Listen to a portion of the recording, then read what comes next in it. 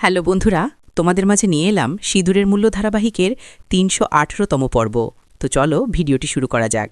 প্রিয়া আশ্বিন বলে, আমি কালকের উপোস রাখতে চাই। অসীম বলে, আপনার পছন্দ হলে আপনি রাখতেই পারেন। তারপরে দেখা যায় বাড়ির সকলেই পুজোর আয়োজন শুরু করে দেয়। ঠিক সেই মুহূর্তেই প্রিয়া ওরফে অনামিকা সে নিচে নেমে আসে। এতে করে কল্পনা ঠাম্মি সেদিকেই তাকিয়ে থাকে। তখনই কল্পনা বলে ওঠে যে ওকে একদম অর্জুনের সাথে খুব সুন্দরভাবেই মানিয়েছে। এতে করে প্রিয়া অবাক হয়ে আর বলে যে উনি মিস্টেক কেন করলেন, উনি তো অর্জুন কেন বললেন, উনি তো অসীম বলবে। ঠিক সেই মুহূর্তেই দেখা যায় মিষ্টিকে আর তখনই ক্ষিপ্ত হয়ে যায়। বুঝতে পারে এতক্ষণ মিষ্টির প্রশংসাই করছিল প্রিয়া। তখন সেখানে আসে এবং সকলকেই প্রণাম করে। কল্পনা মিষ্টিকে বলে, অর্জুনকে ফোন করো, কোথায় আছে, তাড়াতাড়ি চলে আসতে বলো। মিষ্টি তখন ফোন করে আর বলে যে কোথায় আছেন, আপনার কতক্ষণ সময় লাগবে। অর্জুন মজা করে বলে, আমি অফিসেই আছি আর আমার আরও 4 ঘন্টা লাগবে। এতে করে মিষ্টি একটু রাগ করে আর বলে যে আপনাকে আমি আগেই বলেছি সমস্ত কাজ শেষ করবেন আর তাড়াতাড়ি ফিরবেন। তখনই অর্জুন বলে, আমি তো মজা করছিলাম, আমি রাস্তাতেই আছি, খুব তাড়াতাড়ি চলে আসছি। মিষ্টির সাথে কথা বলার পর একজন আসে এবং বলে যে সামনে আমাদের একটা ক্যাম্পিং করা আছে, সেখানে ব্লাড ডোনেট করা হয়। আপনি যদি একটু ব্লাড ডোনেট করতেন তাহলে একজন বাচ্চার প্রাণ বেঁচে যেত। তখন অর্জুন যেতে রাজি হয়। একটু সামনে একটা ক্যাম্পিং দেখানো হয় এবং সেদিকেই অর্জুনকে নিয়ে যায়।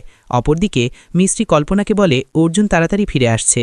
প্রিয়া মনে মনে বলে, এত তাড়াতাড়ি তো অর্জুন কখনোই ফিরে আসবে না, আর আমার কাজটা হয়ে গেলে ও আর কোনোদিনও বাড়ি ফিরবে না, ও সোজা ওপরে চলে যাবে। মিষ্টি ভাবতে থাকে এখনও কেন অর্জুন ফিরে আসেনি। তখনই প্রিয়া মনে মনে বলে যে তোর কপালটাই খুব খারাপ, আজকে আর অর্জুন বাড়ি ফিরবে না।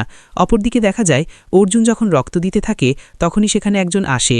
তখনই নার্সকে ডেকে নিয়ে বলে যে ওনাকে আমাদের মেরে ফেলতেই হবে, তাহলে আমরা অনেক টাকা পাবো, আর এটা আমাদের করতেই হবে। অপরদিকে ঠাকুরমশাই সবাইকে নিজের হাজব্যান্ডের নামে প্রদীপ জ্বালাতে বলে। মিষ্টি প্রদীপ জ্বালানোর সময় আগুন হঠাৎ করে নিভে যায়। তখনই মিষ্টি ভয় পেয়ে যায় আর বলে যে কেন প্রদীপটা জ্বলল না, অর্জুন ঠিক আছে তো। অপরদিকে দেখা যায় ক্যাম্পিংয়ে যারা রক্ত দিত তাদের সবাইকেই শুনতে পায় যে সেখানে পুলিশ এসেছে, তার জন্যই তারা অর্জুনকে সেখান থেকে সরিয়ে ফেলে। কল্পনা তখন মিষ্টিকে বলে, কি হয়েছে, তুমি টেনশন করো না, হয়তোবা কোনো বাতাস এসেছিল তার জন্যই জ্বলেনি, তুমি আবার চেষ্টা করো। কিন্তু তবুও প্রদীপ জ্বালাতে পারে না, আর এতে করেই টেনশনে পড়ে যায় এবং সেখান থেকে উঠে আসে অর্জুনকে খোঁজার উদ্দেশ্যে। বেরিয়ে পড়বে ঠিক সেই মুহূর্তে সকলে মিলে মিষ্টিকে বোঝায় এমনটা এখন করা ঠিক হবে না, ও নিশ্চয়ই ফিরে আসবে। অপরদিকে ক্যাম্পিংয়ে যারা ছিল তাদেরকে সেখানে পুলিশ এসে ধরে নিয়ে যায়। প্রিয়ার লোকেরা তখন লুকিয়ে থাকে আর বলে যে যেভাবেই হোক ওই অর্জুনকে মেরে ফেলতেই হবে, তা না হলে ম্যাডাম আমাদের ছাড়বে না। অপরদিকে যখনই বেরিয়ে যাবে মিশ্রি তখনই অর্জুনের ছবি পড়ে ভেঙে যায়। এতে করে বুঝতে পারে যে অর্জুনের নিশ্চয়ই কোনো বিপদ হয়েছে। সকলে যখন বলে অর্জুনকে ফোন দিতে, কিন্তু প্রিয়া মনে মনে বলে প্রথমেই আমার ওর খবর জানতে হবে। তখনই ওর লোকেদের কাছে ফোন করতেই তারা জানায় যে আপনার কাজ হয়ে গেছে। তখন প্রিয়া বলে আপনাদের টাকা ঠিক সময় মতো পেয়ে যাবেন। অপরদিকে অসীম বলে, তুমি একা যেও না ভাবি, আমি তোমার সাথে যাব, আমি গাড়ি নিয়ে যাব। ঠিক সেই মুহূর্তে দেখতে পায় ড্রয়ার আটকানো, যেখানে গাড়ির সমস্ত চাবি রাখা আছে, আর তখনই দেখা যায় প্রিয়ার হাতেই সে চাবি আছে। কোনোভাবেই যখন ড্রয়ার খুলতে পারে না, চাবি নিয়ে বেরিয়ে যাবে, ঠিক সেই মুহূর্তেই মিষ্টি কোনো কথা না ভেবে সেখান থেকে বেরিয়ে যায় আর বলে ওঠে যে এই রক্তের মূল্য, এই সিঁদুরের মূল্য দিয়ে হলেও আমি অর্জুনকে বাঁচাবো।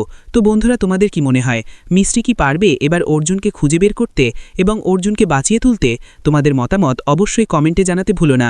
ভিডিওটি ভালো লাগলে অবশ্যই চ্যানেলটি সাবস্ক্রাইব করে আমাদের চ্যানেলটির পাশেই থাকবে। ধন্যবাদ।